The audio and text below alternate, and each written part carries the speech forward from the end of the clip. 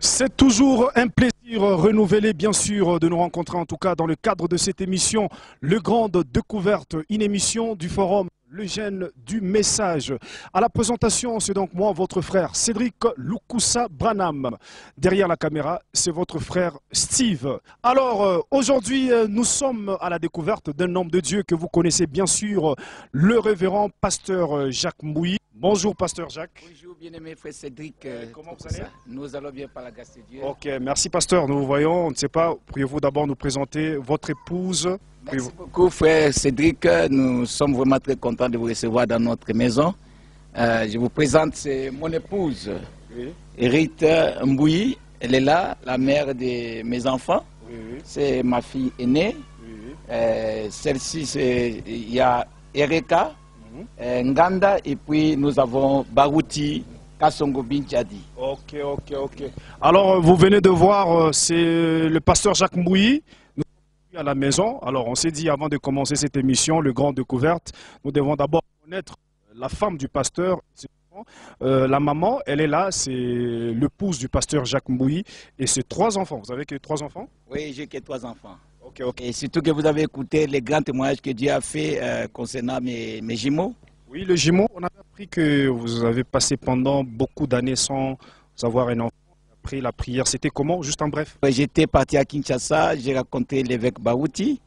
Il avait prié pour nous, pour moi et mon épouse. Ça faisait 16 ans. Après, il a prié, Dieu nous a donné des jumeaux. C'était un grand miracle pour nous. C'est ma fille adoptée. Adopté, ok. C'est Barouti. Barouti, bonjour. Bonjour. Comment ça va? Ok. Et elle s'appelle comment? Erika. Alors, c'est les 2 enfants, après 16 ans, sans enfants. Alors, le pasteur Barouti avait prié et Dieu a agi. Voilà, les 2 enfants sont là. Merci maman, merci, que Dieu vous bénisse. Merci les enfants. Alors, nous allons maintenant parler avec le pasteur Jacques. Pasteur Jacques Mbouyi, très heureux d'être venu sur le plateau du forum JM. Merci beaucoup, bien-aimé frère Cédric. Merci. Pasteur, nous commençons déjà. Comment vous êtes arrivé à croire le message du prophète Branham et quand? J'ai écrit le message en 1989. C'était au mois de mars. C'est un cousin qui était venu de Popokabaka qui nous avait prêché la parole. Pas prêché comme ça, assis, mais il vivait le message. Sa manière de vivre le message nous avait tous attirés dans la maison. Et c'est comme je suis jumeau, c'est mon jumeau qui a écrit premièrement. Et moi, j'ai fait comme Nicodème. Un dimanche là, je les ai suivis jusqu'à ce que je suis arrivé à l'église. Et en arrivant là-bas, j'avais trouvé, c'était le pasteur Dioka Sangoloudja. C'est lui qui prêchait la parole.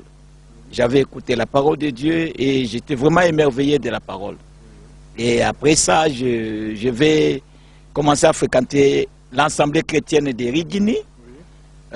Jusqu'à ce qu'après 3 mois, il y avait des problèmes et puis j'ai quitté et je suis allé à l'internat. Je retournerai encore dans l'Assemblée chrétienne de Rigini et j'ai continué à prier là-bas. Ok, si on comprend bien, c'est-à-dire vous avez écrit le message c'est-à-dire grâce à la vie qui menait un frère. Grâce à la vie de la sanctification qui menait un frère. Son nom c'est Tonis, il était mon cousin. C'est-à-dire vous avez vu sa vie. J'ai vu quelqu'un vivre le message. Il ne m'a pas prêché le message, mais il vivait le message. Je vis sa vie, il était différent de nous tous à la maison, même de mes parents, parce que mon père était catholique et ma mère est protestante. Et la vie que je vis à mon frère et cousin, c'était différent de nous. Cela vous a attiré à savoir, il prie où attiré de savoir de quoi est-ce qu'il est nourri et qu'est-ce qui a fait qu'il devienne comme ça. Alors vous venez d'écouter le pasteur Jacques Mbouyi, c'est-à-dire la vie d'un croyant a attiré le pasteur Jacques Mbouyi pour croire le message. C'est-à-dire notre vie a de l'influence. La façon de vivre peut attirer quelqu'un. Aujourd'hui, nous avons pasteur Jacques Mbouyi grâce à la vie d'un frère. Merci pasteur Jacques Mbouyi. Alors, nous voulons savoir qui est votre père spirituel. Mon père spirituel, c'est le révérend Barouti Kasongo Binchadi. Pasteur Barouti. Kasongo Binchadi, c'est lui mon peur spirituel. Ok, merci. Et comment vous avez su que vous avez le ministère? Bon, c'était un peu difficile pour moi au début de dire que j'ai le ministère. Parce que quand j'écris la parole en 1989, 1990, 91, 92, Alors, j'avais soif dans mon cœur de lire la parole, de lire les messages, d'écouter les messages. Et on s'intéressait dans des débats, des partages, des messages. Je ne me disais pas que j'étais un prédicateur. Alors, quand le Saint-Esprit est descendu au mois de juin en 1993, j'ai commencé à sentir un fait dans mon cœur pour aller prêcher les gens. J'ai prêché mes amis, j'ai prêché mes frères. Mon grand frère que je suis, lui, Luambo, je l'ai prêché. Alors, j'ai prêché aussi mes amis.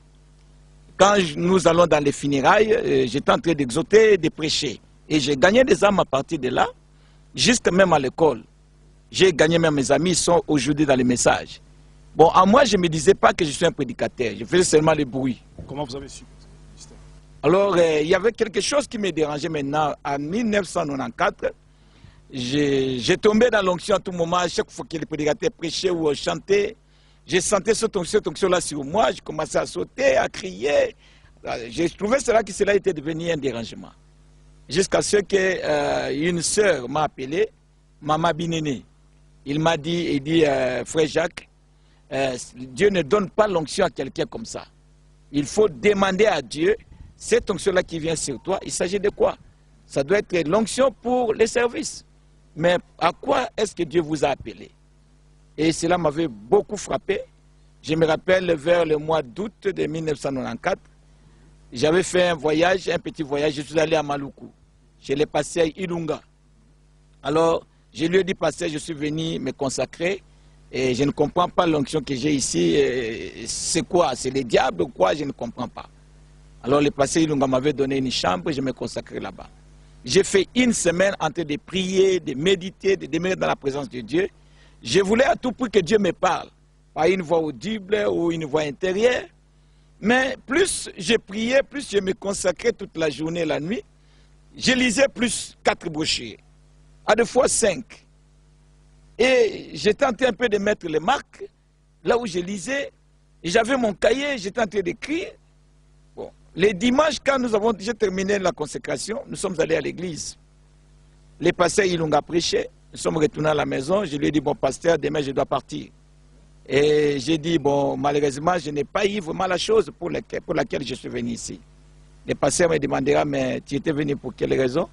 Je lui ai dit, j'étais venu parce que je sentais quelque chose en moi, je n'arrive pas à comprendre. L'onction là qui me prend, mais j'ai pris beaucoup, je lis beaucoup.